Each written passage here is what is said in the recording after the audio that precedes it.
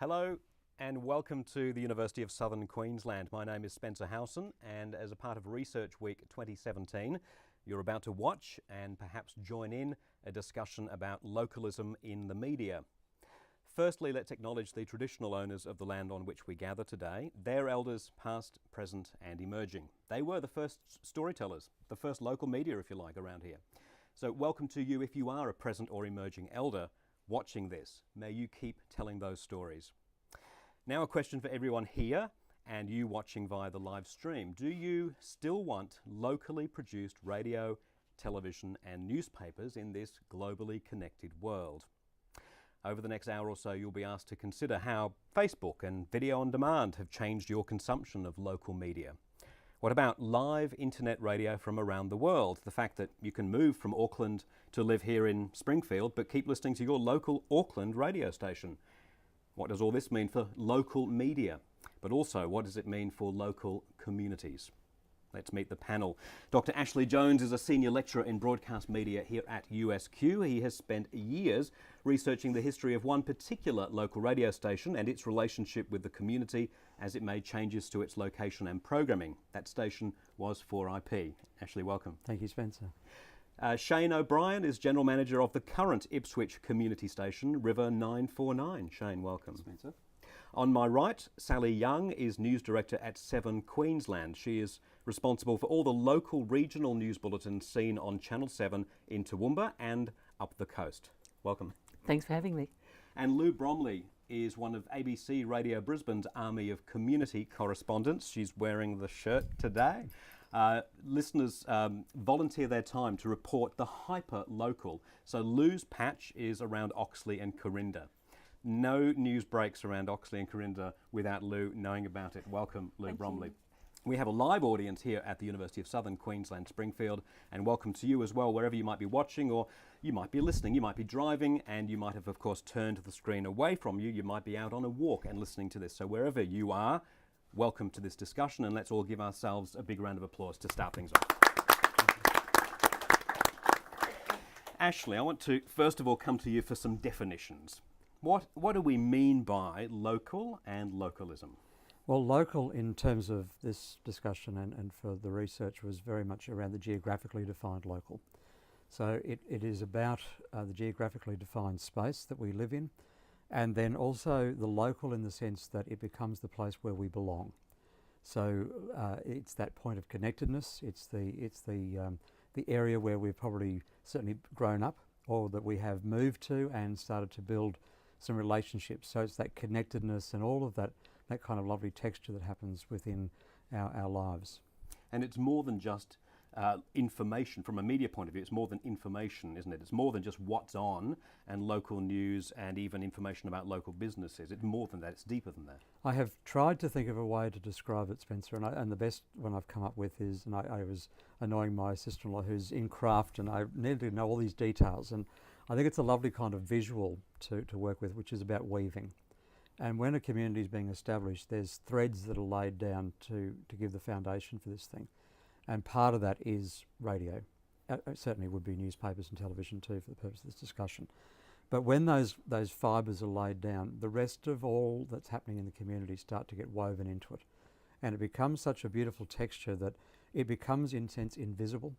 And that's what is so beautiful about the way in which media, when it's working in a healthy, authentic way, becomes so entrenched in the community that people just have it almost personified. And you'll hear people say, that's my radio station, that's my TV station, this is my newspaper. And there's an expectation that it will turn up to my events and it will be part of my community. So part of that function too, Spencer, is about reflecting the community. So being so interwoven, it also needs to make sure that it always is that barometer, that checking, that mirror that says what we believe, what we value is actually being checked in, and we're going, yeah, that's right, we uphold those values. And so it confirms that. It may challenge it, and the people will confirm or deny whether they're happy to go in that direction, as was evidenced in the 4IP research that I did when some significant changes happened to that station and people walked away in droves. Importantly too, not just audience, but advertisers. So it's all people walk away, all join in. Shane, you grunted in agreement there at one point there, I noticed. Thank you for acknowledging my grunt. Yeah, absolutely. Look, I couldn't agree more. And, as Ashley mentioned, Ipswich commercial radio in particular has had an interesting history where previous owners, for reasons yet to be fathomed, decided to turn their back on Ipswich and become a Brisbane radio station, and that ended badly for everyone, the radio station, and all the stakeholders, including the community of the radio station. So, great lesson in not trying to be something that you're not, and recognising that you need to be something that you are. And as Spencer rightly says, my radio station, people say that all the time. My favourite, my show, every bit of content that's out there, people feel a connection with. And if you do something that they don't like, whether it's a storyline in a television show or whatever, then people object to it because they do have that that ownership. And without that passion and interaction, there is no such thing as local radio stations. We might as well all network from Mars and just feed content that is all of the same. Really, that differentiation that comes through localism is especially important, I think, for radio of all the media, because it's our bread and butter. Let's keep going around the panel then, discussing just this notion of what local is.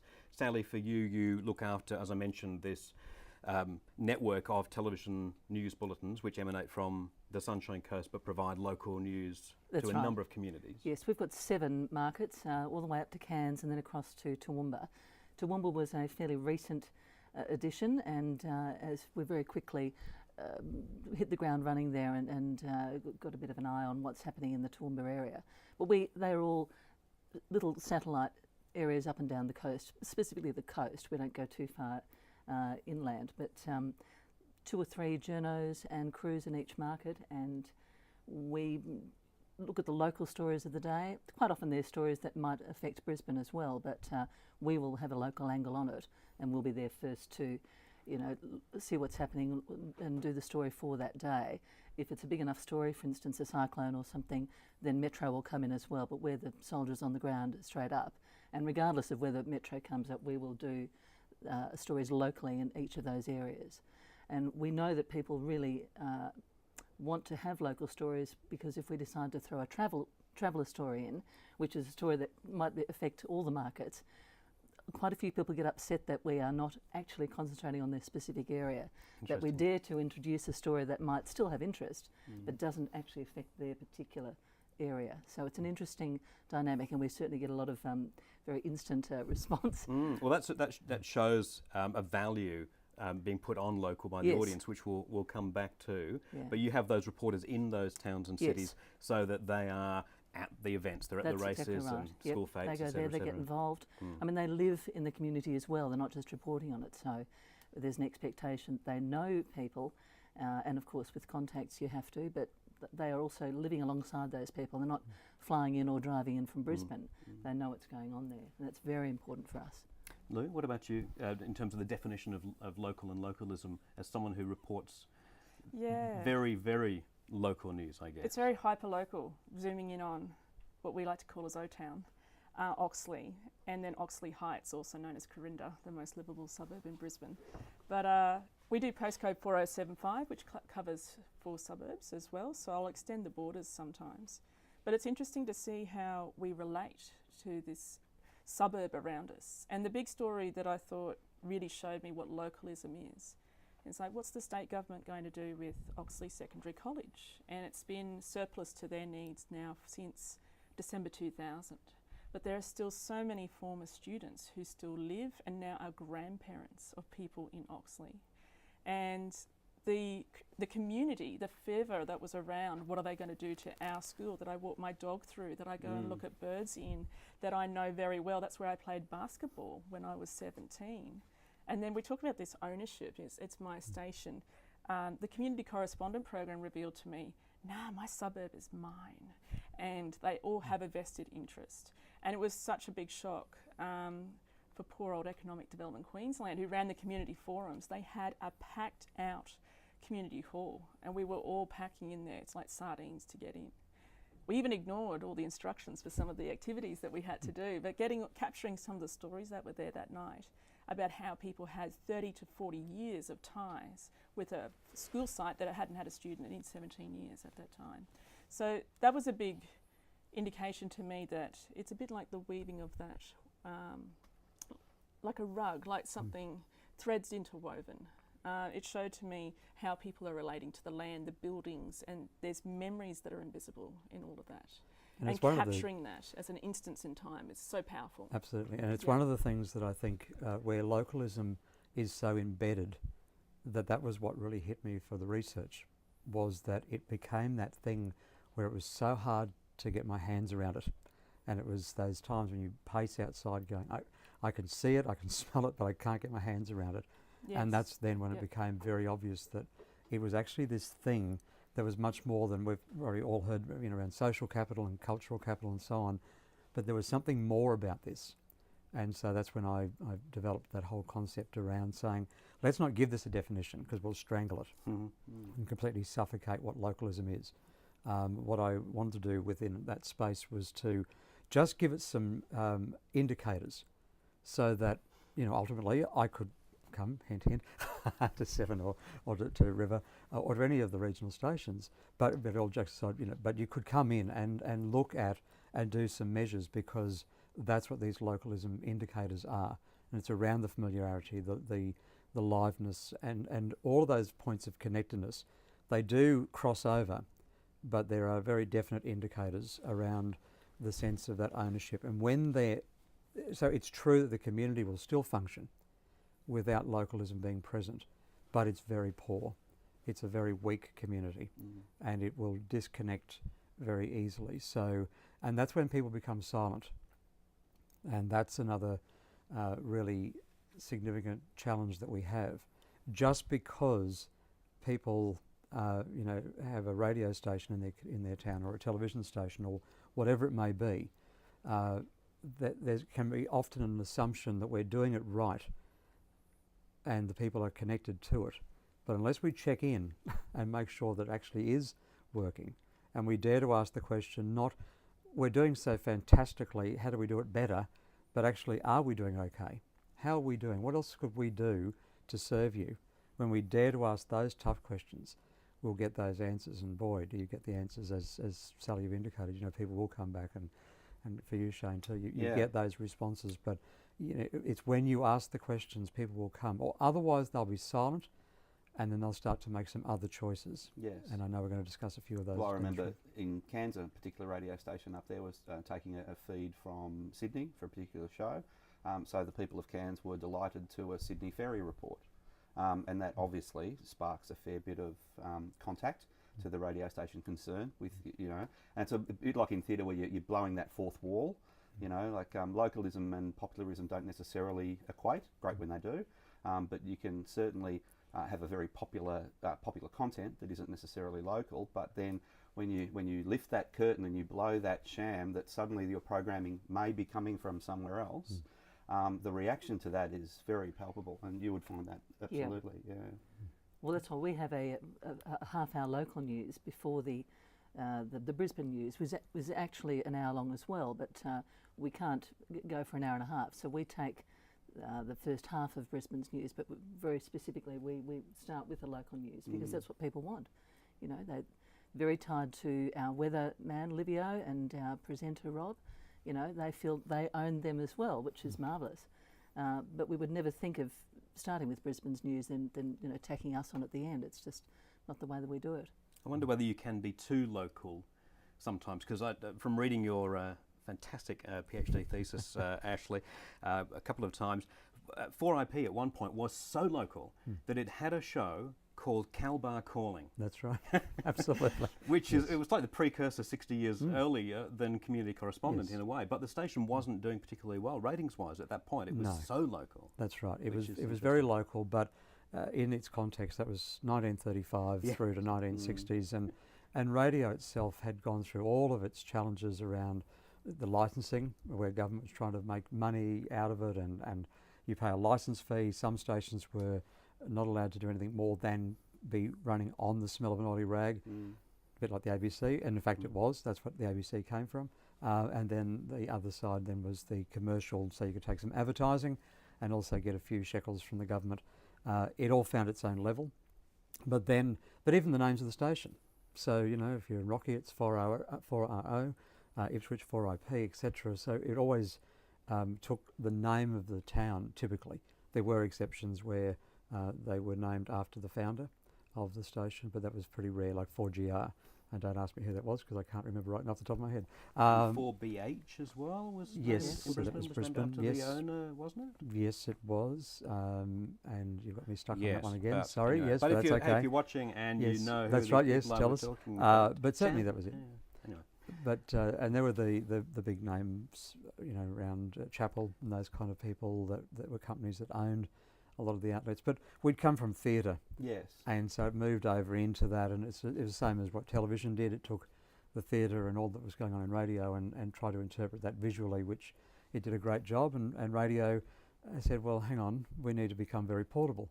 So it's been an incredibly resilient product and remains that way, with around 95% of the population still listening to radio every day of the week. And I think in that era too, I think radio all broadcast media beginnings then were struggling to find out, you know, it was very unsophisticated as far as content and demographic and audience, and it was, you know, we've build it and they will come type, you know. So I think with the content, radio stations experimented widely about, you know, what content there would be. And 4IP as an example, there was a Sunday morning religious program followed by ring in and request a song, you know. So really it was every edge of the scale, I think, trying to find what worked and what built audience and what built loyalty within the audience, and then what they responded to. And that was a bit of a journey. And we think we're so connected today, and yet, you know, here we are talking about 1935, the 40s, and every church, the town hall, the showgrounds, the RWF base, everywhere had a tie line. Yes. You know, so it was all incredibly connected, so they could just plug in their gear and be there live. Charlie, thanks for your question, which I think we just addressed, which was, is there any risk in becoming too local? But we might sort of revisit that as well. I want to go to the audience, because for those of you who are watching on the live stream, you might be thinking, he's talking about the audience. There's nobody there. Audience, just say hello to the people listening on the live stream. All right. I want to, and is there we've got a microphone over there in the audience as well, and I just want to go around and get a few people's thoughts on, do you even think in terms of what's local and what's not local when you're consuming media? That's the question. Up the back, Lord Julian of Boona. Big ABC listener, perhaps these days a Phoenix radio listener as well? Occasional Phoenix radio listener, Spencer, yes. Good man. And thanks for this forum, it's great. I think what we need to get back to, I think there's 3 levels of radio in particular. We really haven't touched on community radio. There's 370 odd community radio stations across Australia, 74 in Queensland, and RIM FM 100.1 based in Boona is one of them. I think the 3 levels can all interact together. I know myself, I listen to RIM FM occasionally, as I do Phoenix streaming on my computer. So that's a local content, but at the same time, last night I flicked onto Facebook and there was a picture on Facebook which goes worldwide of our little studio with a person they were interviewing. So I think the 3 levels, and you could sort of match it like a local level, a state level and a federal level, can all interact and be used separately but together, if you know what I mean. You also, Julian, have been known to phone into British talkback shows, right? Yes, that's so correct. You're not someone who blinkedly listens to or absorbs local media. What does that speak to? I live in 2017. Yeah. So all those options are available to me, Spencer, and I use each and every one of them. I've got all the pay TV stations. I watch some and all of them, and sometimes none of them. I watch Channel 7 News, for example. Still listen to the ABC, but you know, there's that many platforms, that many things you can look at these days. There's no need to just stay with one. But I know our little radio station, we go to the old folks' home. It goes in Boona. So if they turn their radio on, it automatically goes there. And they do, we do like weather reports and that sort of thing. People phone in. people phone in and tell us how much rain they've had. Now that's a real local hands-on thing, because the rain might change within a mile. So Johnny Smith down the road, he's had half an inch. Now people statewide or federally wide don't want to know what Allendale had, how much rain they had, but as a local content, that's very, very, very important. Excellent, thank you. Who else in the audience? Someone else tell me what it is, like to what extent do you consider that something is local when you're consuming it as media? Does anyone else want to address that question? How important is it to you that something is local or not local when you put the radio on and a particular program is on? How about a show of hands? Is it important to you that a show is local? Couple there. Eddie, tell us why. Julian, where's the mic on? Can we just get it to Eddie in the middle there? Yes, Spencer. Look, I object to listening to a radio station when it's coming out of Sydney and listening to the traffic and everything and the tunnels and the airports having trouble and everything like that. We should be listening to our own area and knowing what's going on the M1 and in the community area. Now, I call local within 5 blocks of my place. That's local. And that's where you first learn about what's going on, and I think we've really got to come back and get the local people involved and the local community involved so that you can say you're really a true local. Thank you. We've a couple of times, I guess, touched on this already, the idea of programs coming in from Sydney. What are the current trends, actually, or what is actually happening at the moment in terms of localism? I know that with Nine, they've expanded their regional output, so you've actually got quite healthy competition in the regions right around Queensland, yes, with 3 bulletins in most towns and cities. That's a positive. Absolutely. Well, we're going back at a certain level to the days of pre-aggregation, where again you had your own local television station. So it was 1045A in Toowoomba, it was MVQ6 Mackay and RTQ7 Rockhampton, etc. And those stations were vitally important, and I think that's what 7 and 9 particularly are doing, in the sense that there is a local face and a local product, and that's really important. And I think certainly the ratings are there as a way of kind of measuring some of that. 7 do it particularly well, I think, with your way you use Facebook as another level of connectedness and allowing people to really post stories, so the things that would be spiked as stories that wouldn't make it can get there, or additional stories, because there's so much content. So there is that kind of flow. And I'm not sure if I'm answering your question. No, you are. And in terms of radio, what do you see as the trends? But in terms of radio, to me, the big challenge, and I think it's been raised already, is that it's about legislation, and I think radio tends to seem to be so wedded to meeting just what is required, rather than what does the audience want. And I think that's quite different when we look at Grant Broadcasting. And I'm not just saying this to be nice because Shane's here, but Grant do a fabulous job. But see, Shane as a general manager is able to manage the station in the sense of understanding the market.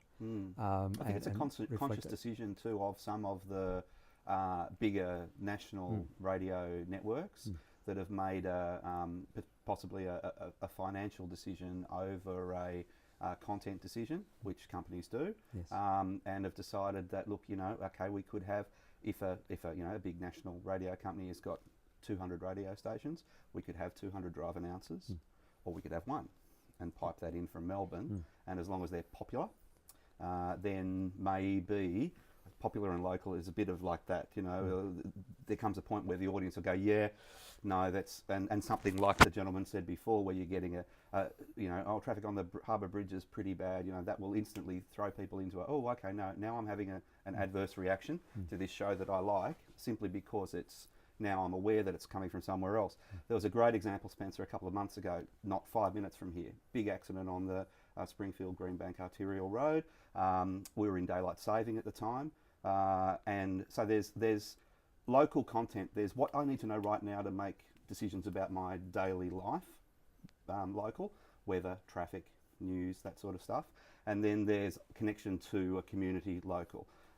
So that particular example, within 2 minutes of that accident happening, we'd broken into program, an announcer was there, we had someone calling from a car, we'd spoken to the police, this is going to be a thing, everyone strap yourself in.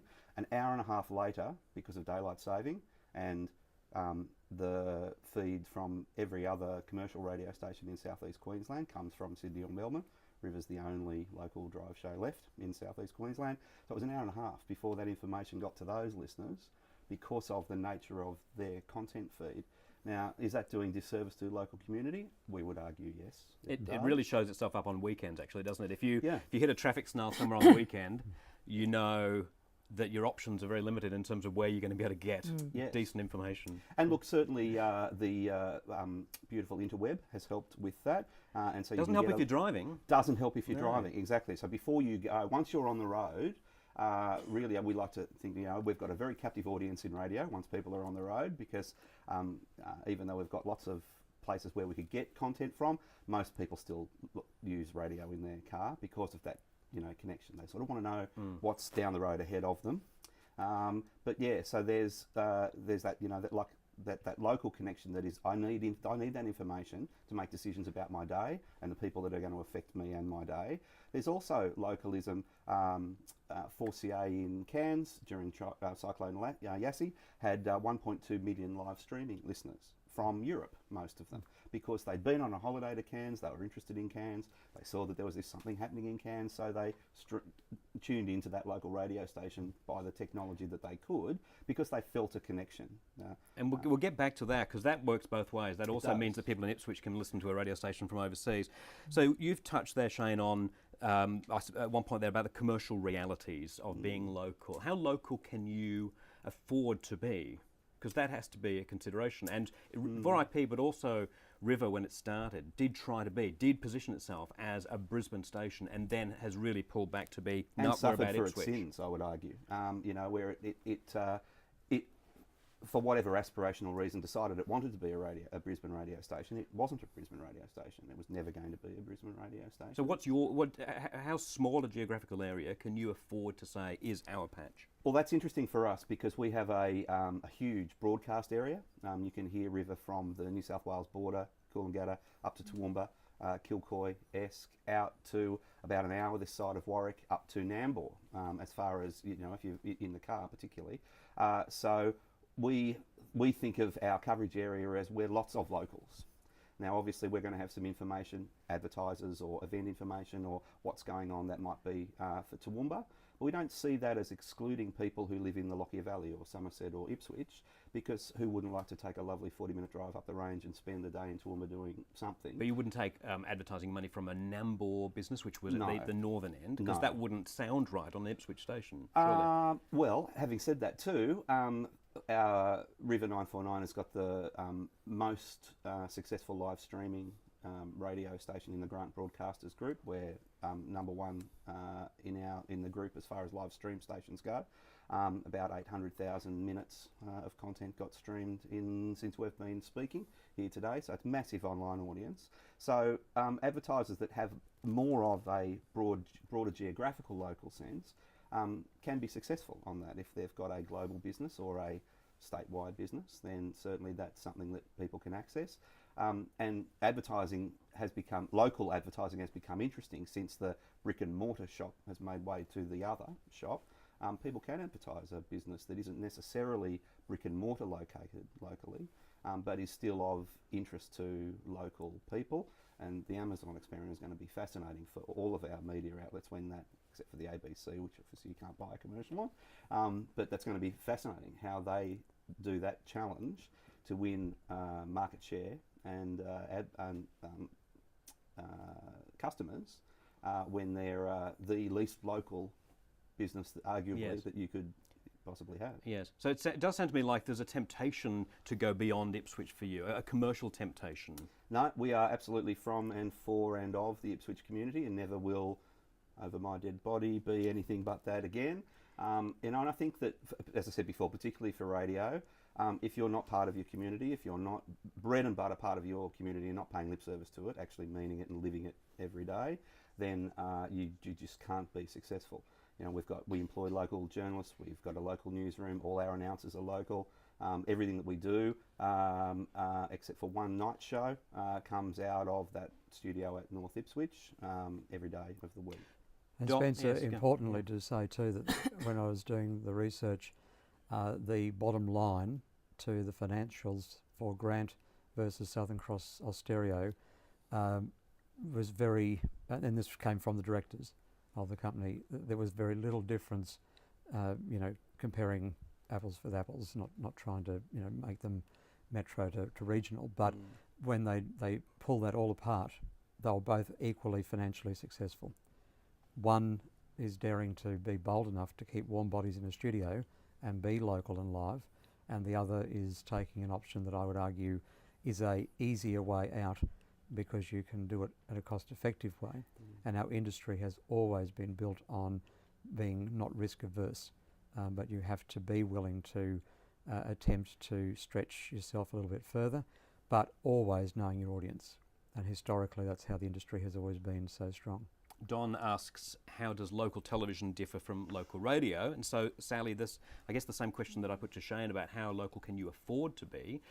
In radio, we have networked programs and local journos on the ground. Your television news is a networked bulletin. Rob Bruff, legend. Still love him from Family Feud all those years ago. As do many. Yeah, and the news before that. I mean, he sits in a studio in Maroochydore and through the magic of technology is on television at the same time right up the coast. Correct, it is magic. And obviously that's for, primarily for financial reasons? Yes. Could you afford to do a local news in every market? Well, we do a local news in every market. Presented in every market. Presented in every market? Probably not, no. That's, and just time-wise too, it takes us 3 good hours every day to record those bulletins. We do them backwards so that the latest news, we recorded the latest, so it's as up to date as possible. So the opening break is done last. Yes, exactly. Yeah. So I don't see how we could do it in every market, and also you fracture that relationship, I think, too, if you have different people in different spots. The fact that Rob is ostensibly the head of all of our news bulletins knits us together and that establishes that brand of 7 News. We used to be 7 Local News, it's now 7 News Sunshine Coast, 7 News Cairns, so that we brand each area. But no, I don't think it would really make viable financial sense. I think it's better to have that one identity there, or our people, as opposed to 14 different presenters. It just wouldn't work. Actually, though, to add to that, I follow Channel 7 Toowoomba because you've got Terry, the cameraman, who regularly comes out to the Southern Downs. So while I might have said I'm Corinda and Oxley, there's another part of me that gets out as a weekend warrior out to Ballandean, south of Stanthorpe. And I'm very particular. I do say I'm from Ballandean because that's the way you do it in the Southern Downs. You're from Allara, you're from Stanthorpe proper, or you're from Thalimba, or you're from Severn Lee. And you're talking about places like Ballandean at the last census, and we're still waiting for the latest one, but in 2011 there's only 452 of us. It didn't include us as weekend warriors that were there. So getting things like snow stories, I always see Terry hitting up Facebook community groups. He's actively involved. He's always all over the community forums. Meanwhile, at the same time, I've already rung all my local people, or I've PM'd them to say, how's the snowfall, where's there, have you getting flurries at your end, you're higher than me. And having that connection. So I've seen Terry build up really good local connections that he's built on. We've now swapped numbers. Say, where are you? And it's like, well, I'm actually here. Not so great. Whereabouts are you? Yeah, not so great where I am either. I'll keep you posted, just to help each other out. So it's really good content that we're getting, that great local images as well as some evocative audio as well from our different perspectives. And it's fortunate for like ABC Southern Queensland, but I've also done it for evenings statewide, but also breakfast in Brisbane, capturing those local stories from the Granite Belt, because there's something about it that's evocative that everyone can relate to. Everyone loves the snow in Queensland because we don't get it except for this one little patch which is high up close to New South Wales that sometimes gets a flurry every year. And we want to know about it. We want to know about the frost. We want to be cold as Queenslanders. That's my conspiracy theory about Queenslanders. We secretly all want to be very, especially on a day like today. It's 40 degrees here in Ipswich. I think too, Spencer, that audiences are a little bit more forgiving of television, more understanding. I think forgiving is the wrong word. More understanding of the nature of the beast that is broadcast television. massive more amounts of infrastructure and cost. And I agree. I think that, you know, I lived up and down the coast, and I watched the 7 News Bulletin every night, and I was quite happy when I moved up the coast that Rob would move with me. And I think, you know, audiences get that. There's you know, I don't think there's any issue with that. Because they see the local camera people, they see the local journalists, they see that there is a dedication to the local news stories, and you know, that sits in the pocket nicely for and television. better a local bulletin than no local bulletin because it can't be Exactly. afforded. I think people are a bit harder on radio because they, you know, they see that radio. Well, no, that's your job, radio. That is your function. The traffic, the what's happening right now. That, you know, people within a potentially a smaller coverage area want to know right now, and I think that is absolutely the job of radio from long time.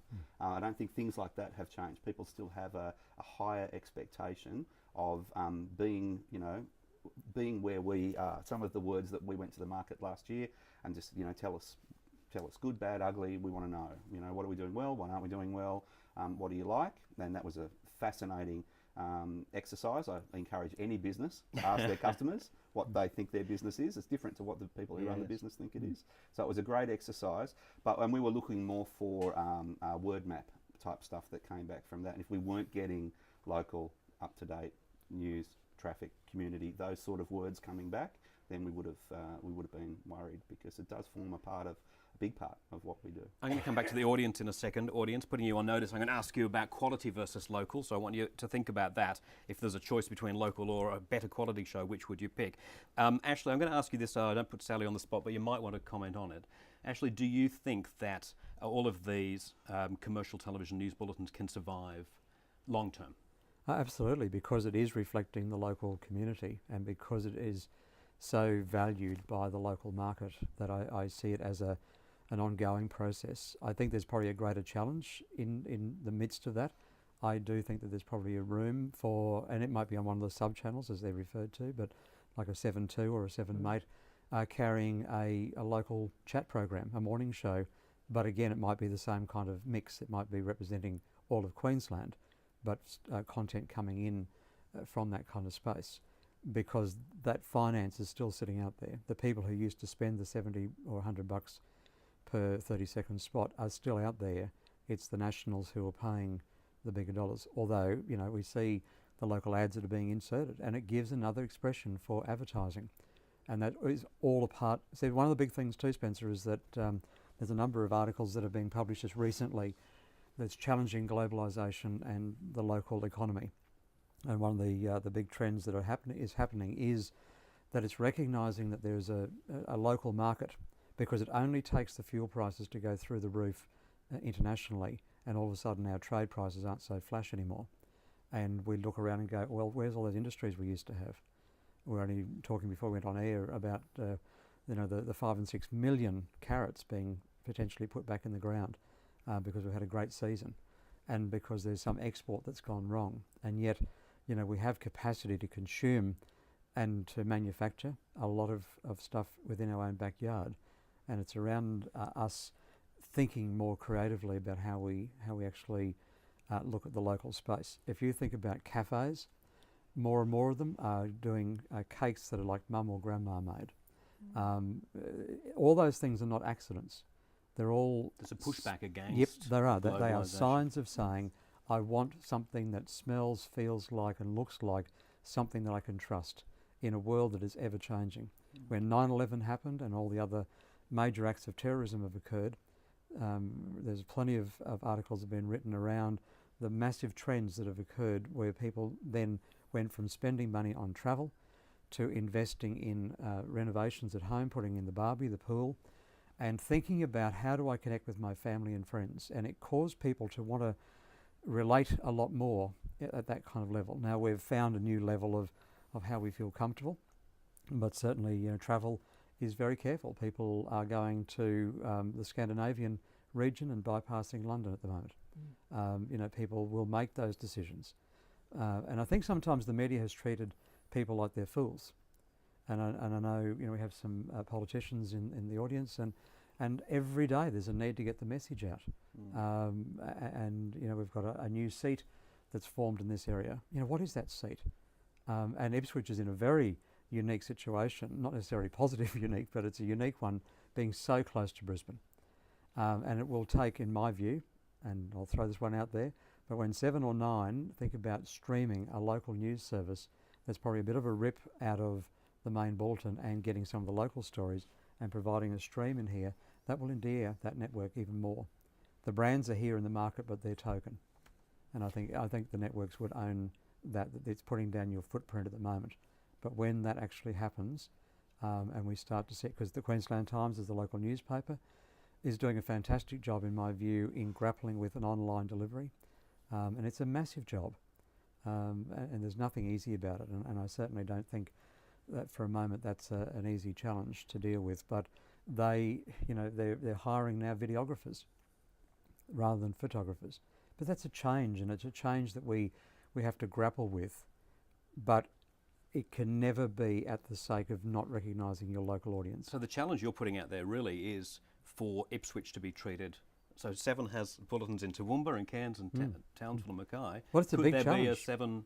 Is Ipswich big enough to be treated that way, I guess is the question, from a television point of view. See, when I was at the ABC, I always thought that Ipswich should have a breakout breakfast program that wasn't the ABC Brisbane breakfast program. It would have needed a new frequency though, and it wasn't going to happen. But I always saw Ipswich as kind of having such an identity, such a strong identity, that it shouldn't be subjected to the Brisbane breakfast show. From a TV point of view, or are we too close to Brisbane here? I think it might be a little too close, but then again, we've got the Gold Coast bulletin as well, so that's handled by Brisbane. That doesn't come under our local umbrella. But Ipswich, I mean, I just What would don't it know that take? we're How big big- enough. how Well, big it would would the take more money, of population course. have to be? Well, yes. But certainly it would have to be an online delivery at the very least at the start, because it isn't technically possible to split the signal in this area where the Gold Coast is at least its own geographically located space with its own transmission into it. Here it is Mount Cootha, and so it really But increasingly, does. people. I know when I watch Channel 7 News at night, I watch it on my computer. It's 7live.com.au or something. Sure.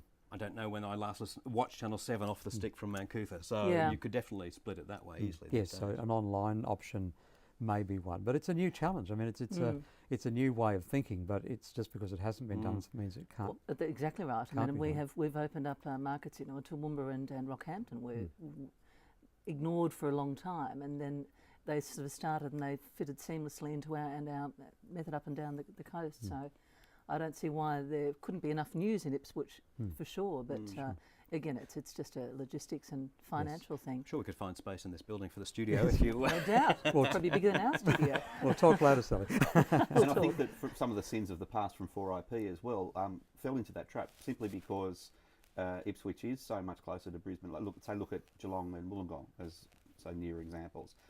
They're just that enough further away to be distinct, and from a federal government carving up licence area point of view as well. Whereas Ipswich, Springfield, it's just still too part of Greater Brisbane. I think for it to be an easy solution. And there are 3 licences left, and the government's very hesitant to even consider a community licence, let alone anything else. And it would be ridiculous. I mean, Shane will keep his doors open, but put another station in there, and it becomes very problematic. And this is one of the big challenges about the new regulations that are around. It'll be good for certain players, but others, it's okay to think you're going to fund it, but how long does that funding go on for? There's some rationalisation that happens, and perhaps it's not a bad thing to clean out the cupboard every once in a while, but there's also some things that need to be thought about. I think that's a great challenge for our area too. Geographically, we're like Sydney, we're a great big bowl, really. So signals travel and bounce around, so everyone's got pretty good coverage. And if you look at TV and radio, there's great competition in the broader Greater Brisbane area. I'm never afraid of a bit more competition. Bring it on, no problem. But see, one of the things too, I think, is that through Phoenix, we partner with 2 of the local community stations. And my view is that we were being responsible, having the public purse, to use that money wisely. When we actually do the sponsorship, we're moving to that level.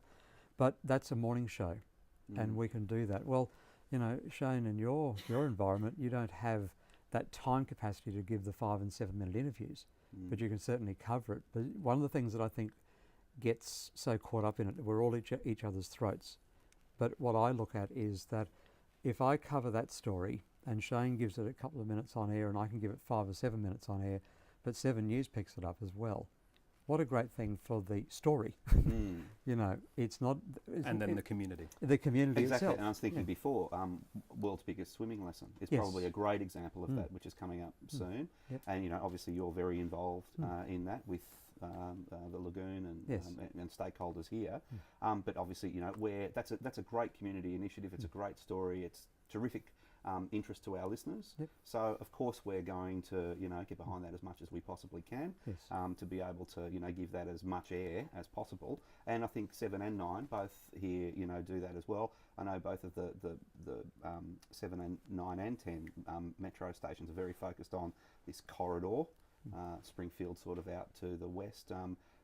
Potentially there are 200,000 more listeners / viewers coming from this area in the next 13 years. So everyone's got an eye on it, definitely. Yeah. October 7, by the way, the world's biggest swimming challenge at the swimming pool here at Springfield. Look, interestingly, in the UK, the top rating radio stations over there are the national stations. The local stations are very poor second. Here it's the other way around. Now, there's an obvious geographical difference. In terms of the UK, is very small compared to Australia, but I wonder whether there's a quality difference as well. And this is where I want to come back to the audience and put that question to you, which you've had a good 10 minutes to think about, I think.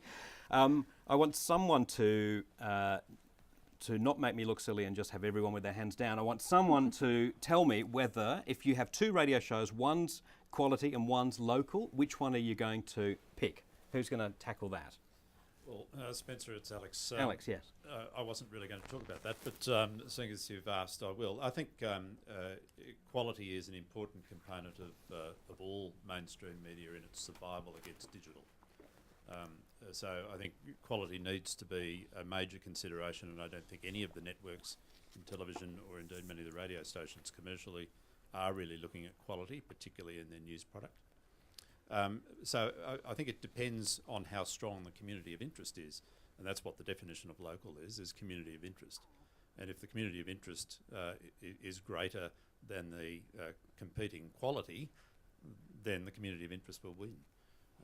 But I think there have been many examples over the years where very, very local content that's not particularly well done still gets absorbed because it is serving the community of interest. Yeah, because I guess what you're saying there is, like local stations can't assume they're going to be popular and successful just because they're local. No, that's right. And I think the thing that's interested me listening to this discussion and basking in the warm inner glow of how good local media is at the moment is I'm old enough to have been able to observe the decline in the delivery of local content. And I go back to pre-aggregation days in regional television, where every market, albeit having a monopoly, had a locally based television station which didn't only do the news, they did live OBs on major carnivals, they did live OBs on district shows, and they did a live news bulletin in that city or in that town. And they were very much a huge part of the community, far more so, I suggest, than the modern version of regional news is in those communities, because as we know, they're all read out of Maroochydore, out of the Sunshine Coast.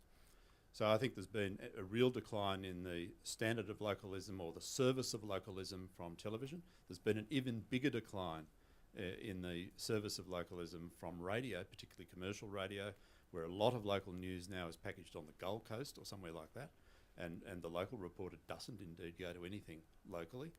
And I think more importantly, the ABC service has declined terribly in recent years, to the point where if you listen to ABC Southern Queensland this morning, as I did, you've got a rural report now that is a composite of the Rockhampton region and the Southern Downs, where quite often there isn't a community of interest. So I think there has been a decline in service. It's obviously due to financial imperatives, but tokenism is not localism.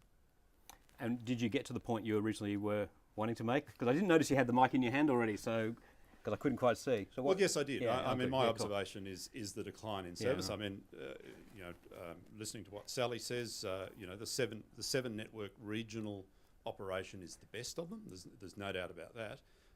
WIN has been a good example of where it's a token service to meet the licence requirement, and they have resourced their outlets so poorly that as soon as Seven came into some of these markets, the available audience that WIN had suddenly crashed because people were aware they were getting a substandard product and wanted to go to an alternative. I think if you went back to the days of a truly local station, of course that's unsustainable these days economically, but if hypothetically you did, the audience and the community involvement would go back to what it was. Anyone want to pick up on Alex's point? Anyone in the audience want to pick up on Alex's point about the quality of local media in 2017 compared to the good old days, shall we say? Rob, in the front. I don't know about comparing it. I know it's a tension of opposites that we navigate, particularly in radio. Since the First World War, maybe Second World War, we've become mechanised, and as a society, as people, that's the baseline from which we then measure our experience. So we've really only known, and our parents, a mass-produced society. Everything comes to us from mass production. And the new thing, however, that was shown to me about 10, 12 years ago is mass customisation and what technology can do to us. And from things like space travel to 3D printing to even delivery of entertainment. And that, so people want to be catered for personally now without being aware of it. And the groundswell of that is happening everywhere, so that the quality might not be in technical terms or a broadcast standard or what a journalist could consider well sped or well put, but to the listener or to the consumer as they perceive it, yeah, that's part of my patch, I'll go with that. But yet they have a patch in Korea. They might have a patch in something, it might be older people who are quite tech savvy in some regard, what they've heard on the Bush Telegraph as they were heading around the top end last summer. It is very much in a state of flux, but the quality might not necessarily win, and you might have quality and localism on the same side. It might not be a conflict, so it's a very hard thing to get hold. Yeah, no, thank you, Rob. And so I wonder if there is some sort of generational divide, whether we're going through a change in terms of people's expectation and experience about what is local. And Greg's asked that question on the live stream. He says specifically, is there a concern about younger generations not relying on the radio as much? But if we sort of broaden that out to the change demographically, we've got people in their 20s, 30s who don't remember the localism that Alex was talking about, for example. And you feed into that. Maybe we can bring in Facebook at this point as well, like this, and what Rob's saying there, this tailored media experience that is more for you, but not necessarily a quality product. Anyone want to pick up on that, Ashley? I think it's probably become such a busy landscape that consumers make their own decisions. The younger generation, I think, yes, that is something that's more challenging. I'd have to say commercial radio kind of very arrogantly says, well, when they grow up and they're 25 plus, they'll listen and they'll be ready, they'll be fine. And I think there's probably a very dangerous thought in that particular kind of an idea of how the audience will come. I agree. McDonald's doesn't wait till they're 21. No, exactly. I think it's actually, in our own station case, we focus very heavily from 7 o'clock on where we run the emerging artists. And that seems to resonate with the audience. It's not the high commercial kind of stuff. Now, that's a particular take that we're doing, and each station will find its own particular place. I think it's been well recognised over many, I would say certainly a couple of decades, where radio has always fallen over at night and given way to television. I don't think there's any concerns about seeing the legitimacy of that.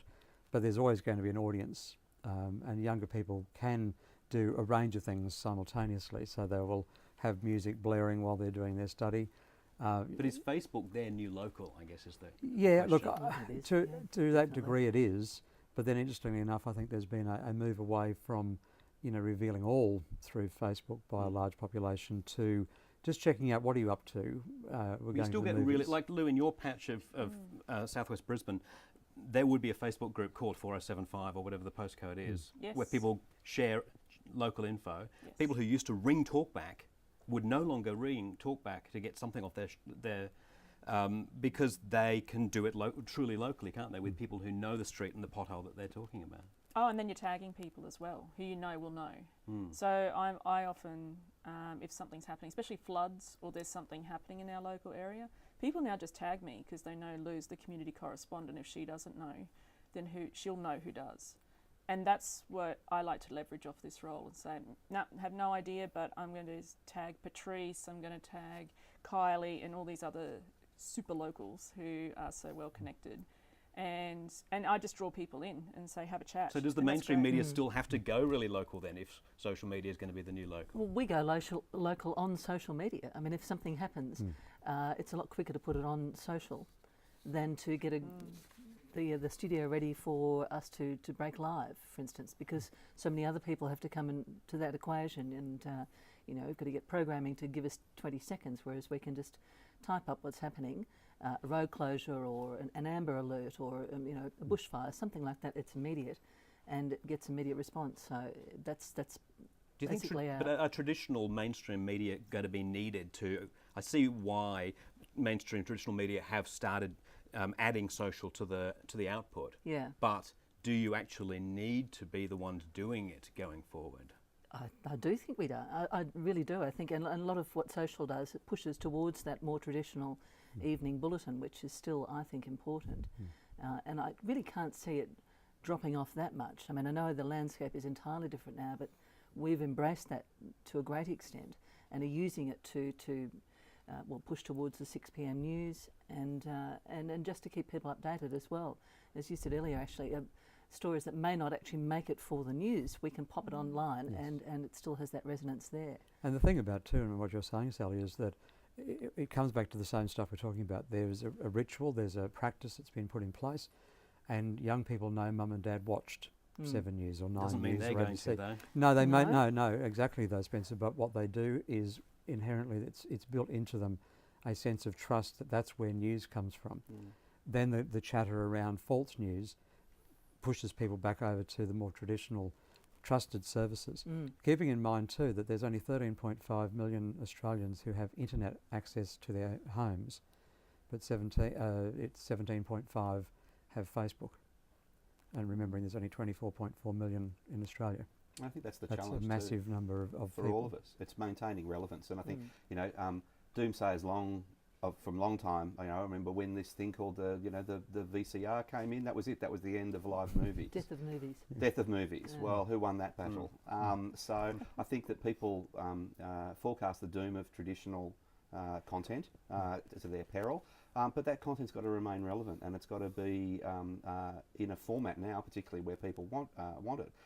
48% of River 949's audience listen to us on a mobile device, not through the FM transmitter. They're in the car, they're in the FM transmitter, they get out of that and they've got us on their tablet or their phone, or and they interact with the radio station through that device as they do with the social media station through that device. And I think we do get caught up on the distribution channels, and the actual distribution channels are in a sense irrelevant. It's what you're covering. Yeah. So if the distribution channels, Facebook Live or whatever it may be, is a more relevant and accessible kind of way of receiving the product, then there's no problem. The issue is, are you still grounded in the local community, and are you doing that at an authentic and genuine level? But that's where the method of delivery actually is a challenge as well. As we talked about before, someone can listen to River from anywhere in the world, which is great, but it also means someone moving here from New York, Sudan, wherever, can actually keep listening to their favourite local radio station from back home and never... And that can be literally dangerous if there are emergencies breaking then and they don't know about what's going on locally. That, but I don't think that I think that more and more people are multi-content takers. So we'll embrace any platform that there is to get our content out there. I think television would do. You know, we'll put it everywhere and anywhere, on the street, on the radio, online, whatever platform it is. To get our message out there, we'll do it. And I think that you know, yes, someone may move from overseas and they bring their local radio station with them, and that's great that they're able to do that. I don't think they're going to be 100% consumers of that content. They're still going to be absorbing content from their local community, and so people will, you know, you can listen to a local station and you can, you know, listen to an international station, and people do that simultaneously. Now people are watching television and they're on their phone or they're on Facebook or they're doing something else. So I don't think that that is necessarily a threat. In fact, I think that that's a good thing. I think that means that, you know, people can go all over the world and take a little bit of whatever is local to them with them wherever, you know, they are, which I think is And that is the point of it too, is it is the fact that, and we have it reversed, and I know probably in Australian radio, Macca would be probably the highest you know, kind of recipient of content into other places around the world. But it's just that sense of checking back in with saying, I am proudly Aussie, and I just want to kind of get a bit of a taste of home. And so it's always that kind of checking in and validating that I am still proudly Australian. This is what's happening at home, but then I'll listen to KCXYZ, you know, whatever station it is, because it's my local station. And the American landscape is in a way horrific. You know, you've got so many radio stations in a deregulated sort of market. One very interesting case that came out that I found in my research was when the Katrina hit New Orleans. These stations who absolutely hated each other. I mean, it is not, you know, just passionate words. They hated each other. They were fierce rivals. This thing occurred, and it was like, well, this is not going to go away quickly, and we need to actually get around and work out how we're going to talk together. So the key stakeholders got around a table.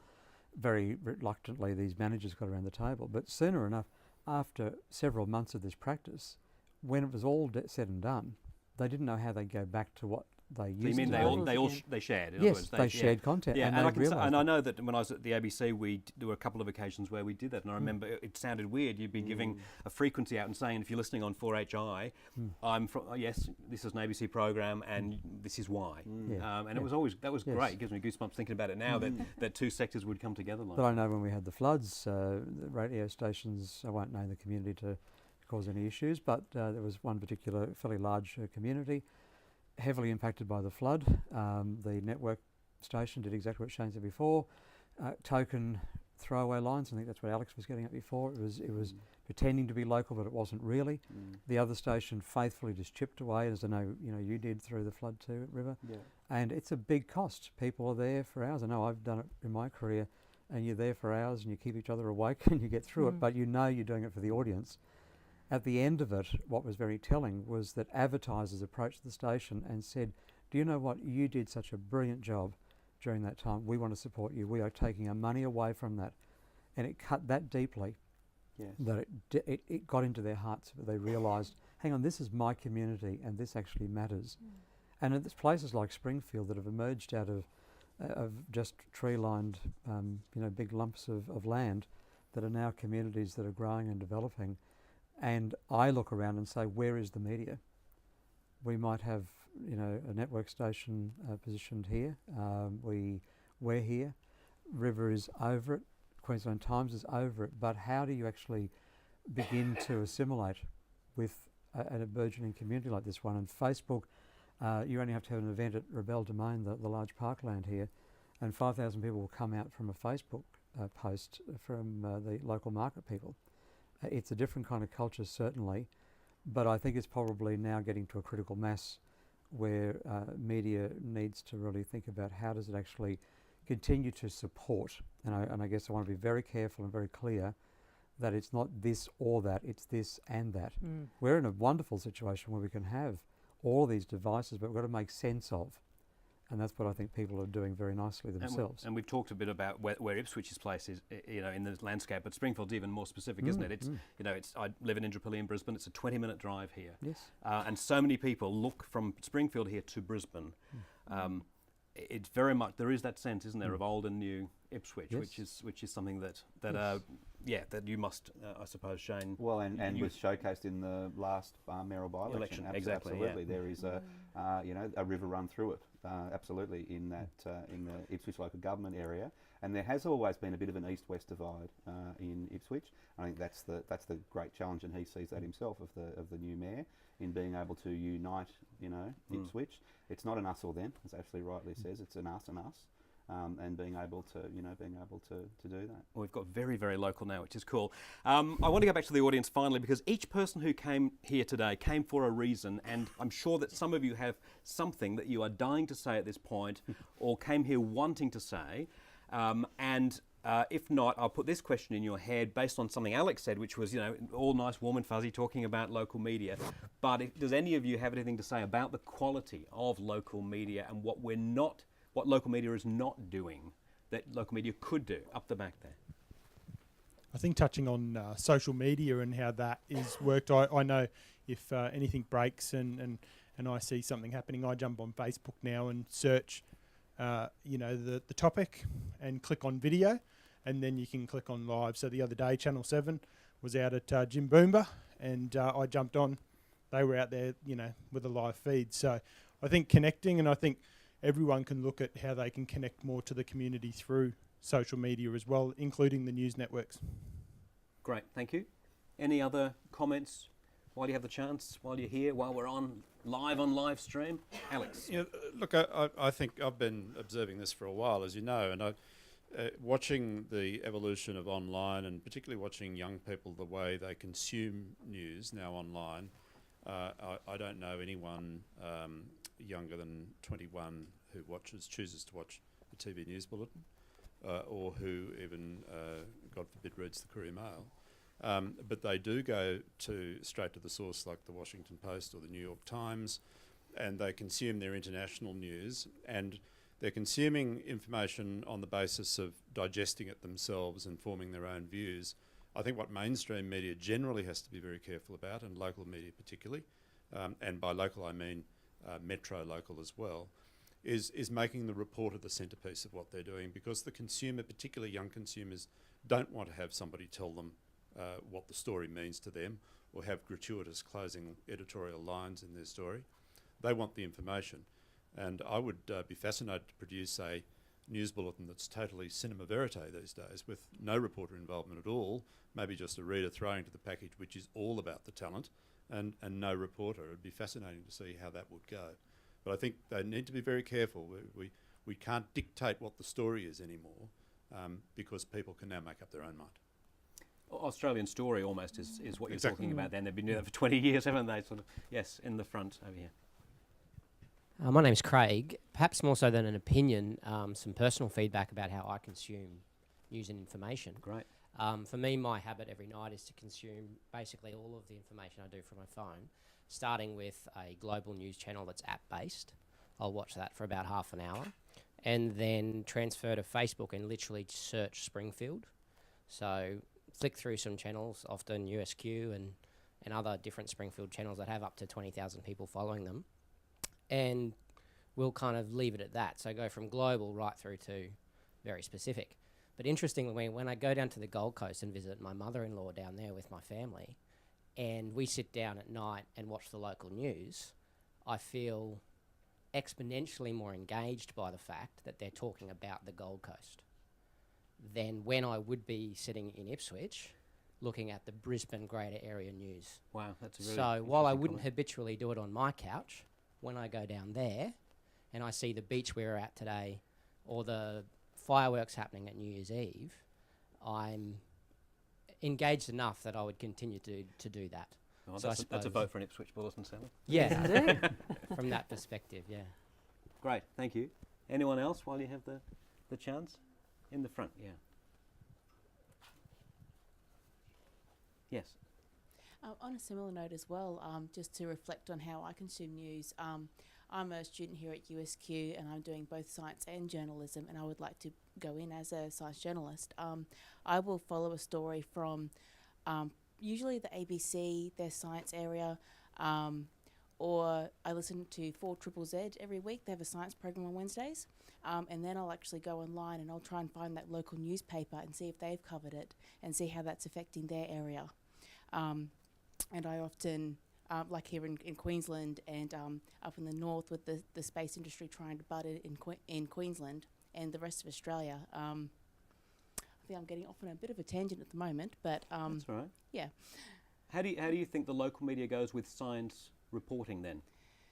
Because it's one of those areas like medical reporting that just seems to be overrepresented on Media Watch, shall we say?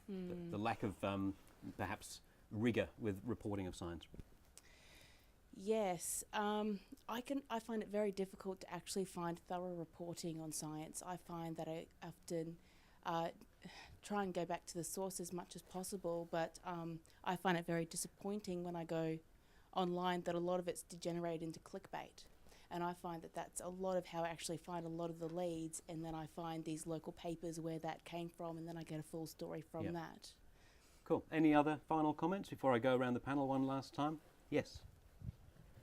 We have with us here a couple of, it's Raina, is it? Yeah, Sinathambi. Hi, Spencer. Noreen, hi. Yes, I just wanted to clarify the way that I process news. For example, if it is in the Springfield region and there's an event, say, for example, at Rebel Domain, Orion, or one of our many amenities in the area, I usually go to Facebook and then I find that the news or the content is quite speculative. So if I want further clarity, or if I want a more objective opinion, then I go to a media source. Yes, right. So it's really awareness versus, and I think a lot of youngsters, I know whether they get the news, God forbid, now from Snapchat or Facebook or any of these platforms, it's more awareness. But I still think the mainstream media is crucial in being more factual and more objective with the clarity of that content. And that's someone like me who, I consider myself a little bit of an older person, but who grew up while social media was evolving. And I think mainstream media's role will still be pivotal.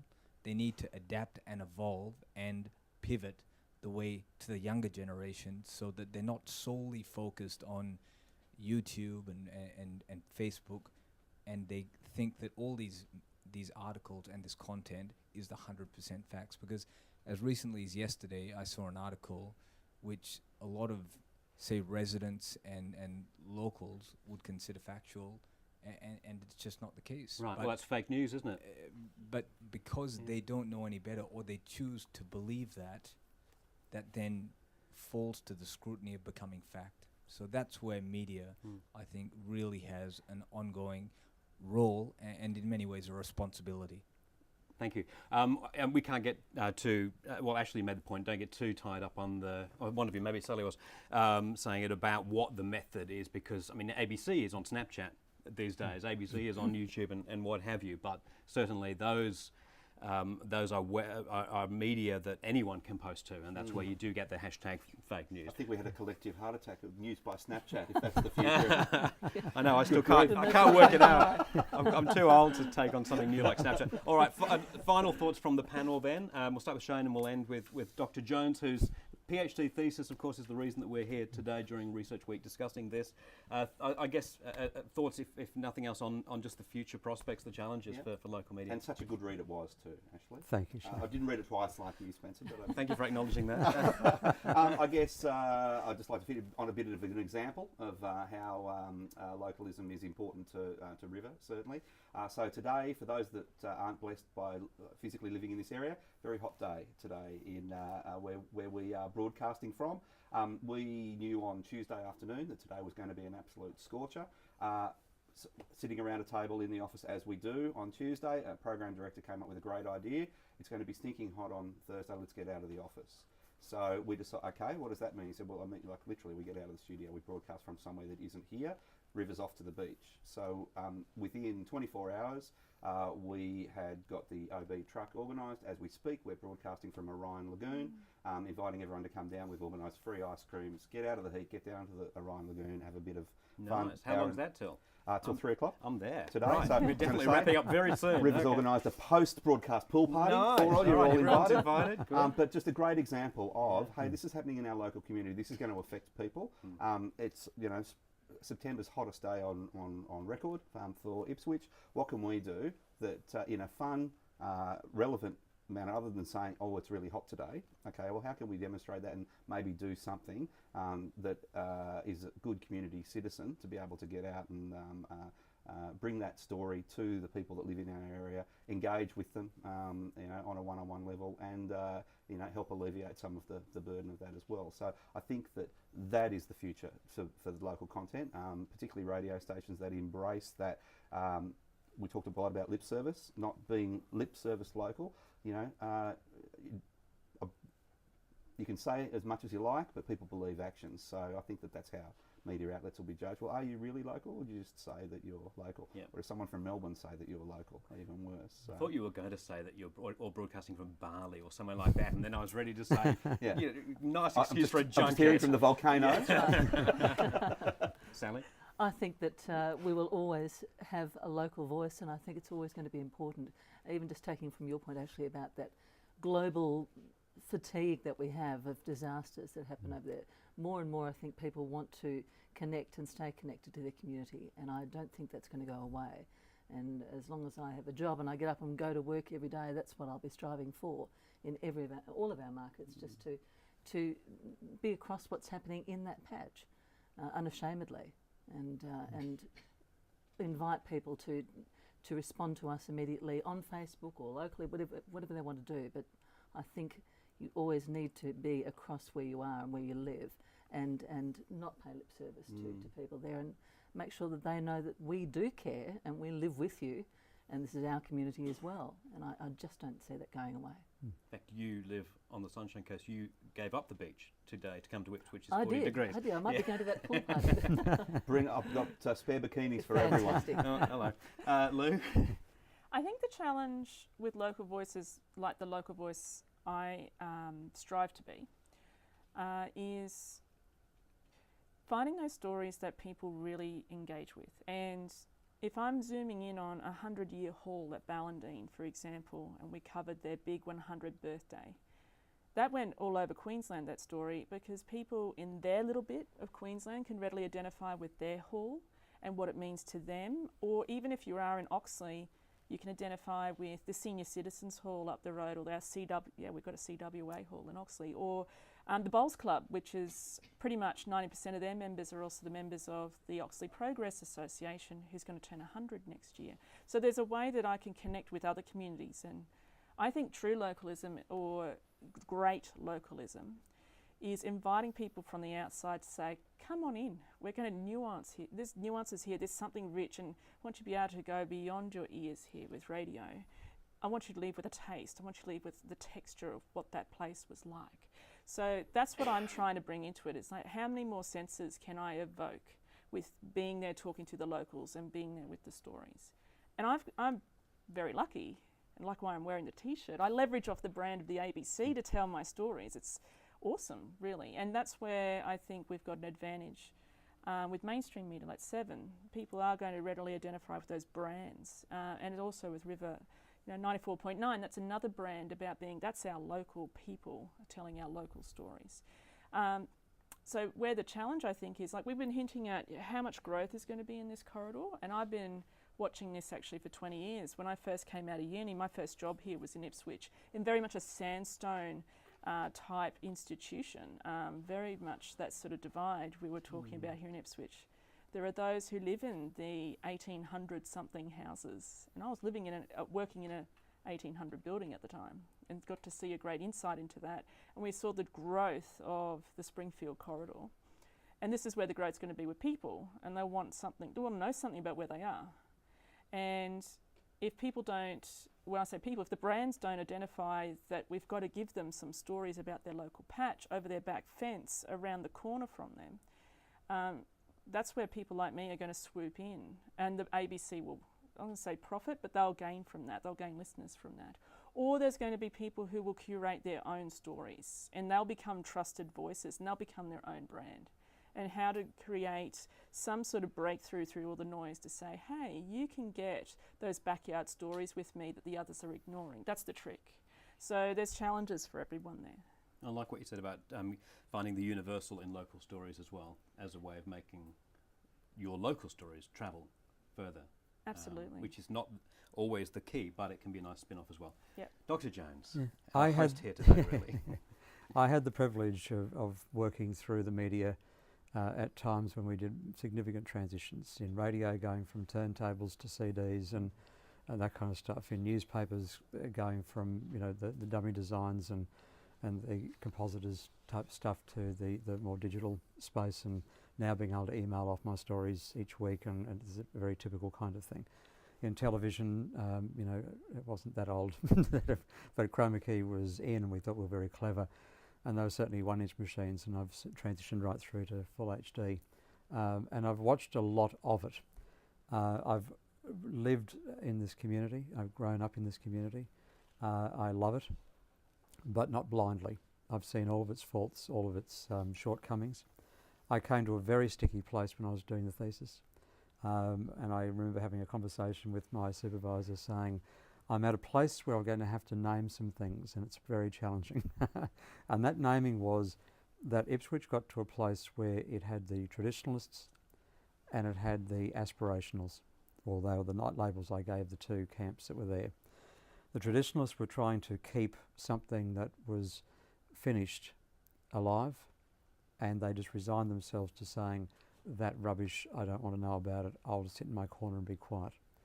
And they migrated to, in those days it would have been 4BH and 4KQ, and they left 4IP behind. It wasn't a bitterness, but it was just that transition away from it. The aspirationals were discovering, and of course in that era, this is when we discovered finally we call teenagers, and they weren't young adults, people waiting to become all grown up. And it was in an era where there was a lot of discovery, a lot of changes and growth, and they were looking to a world that was bigger than themselves. And I looked at that whole body of work, and it certainly challenged me, and I'm very grateful we could have this today, and that you would all join me in this, and the audience to think about this stuff. But one of the things that I embarked on this thesis was to challenge. I've always wanted to be just that little pebble, not a dirty big rock, just a pebble in the shoe of the industry, to say, what can we do? Not some naive, nostalgic view to it, but to really just get beside media outlets and not stand there and say, you ought to, but how do we get together and actually talk about this? I know in the audience, I'm sure there's a lot of people who are thinking through things even now, and I do want us to, and online to please email through any ideas and things you are grappling with, because I've spoken to community groups. There was about 20 people gathered in a room not that long ago. How do I get my message out in the media? How do I say to a newsroom, my story is really important? We've done that internally, Spencer. And people have never lost that. We get bands who still want to get their record on radio. You'd get that, Shane, Every all the day. time. Yep. And we recognise that it's not always going to be a story that makes the news, the song that makes the airplay, but it is about being able to think about how do we, in Ipswich or any of our centres, our regional centres, how do we actually make ourselves relevant? How do we communicate that effectively and be able to work collaboratively, recognising the commercial imperatives that are there, to build a stronger community? Because when it's all said and done, we come back to where we started out. It is always about relationships and community is built and is only maintained by the fact that people continue to engage one with the other, and that we have that lovely rich kind of sense of wanting to know about each other, and that's what keeps the community alive. The media reflects it, supports it, encourages it, challenges it, does the celebrations of today. When it's sticking hot, we'll get out beside the pool. It tells us about the great stories and the tragedies and the celebrations. And in all of this stuff, for us, it's going to have different things for all of us. But if it's not there, and someone raised before about community radio, the very reason that these things have come out of the woodwork is because traditional media has, I would say, failed to deliver things that people were expecting to have delivered. And people will always find another way to achieve that. But if we keep cutting the pie down smaller and smaller and smaller, no one's going to make a buck and we won't have the resources that we have available. So I think the real challenge is about thinking about what do I need, and instead of avoiding talking to Shane and saying, you know, could River do this? What does that look like? Instead of not asking the questions, I think we've become quietly numb to the idea that we don't matter in a global world. But my challenge is to say that we are a local community. We're vibrant, we have a lot to offer, and all of its diversity across the city. And what is that going to look like going forward?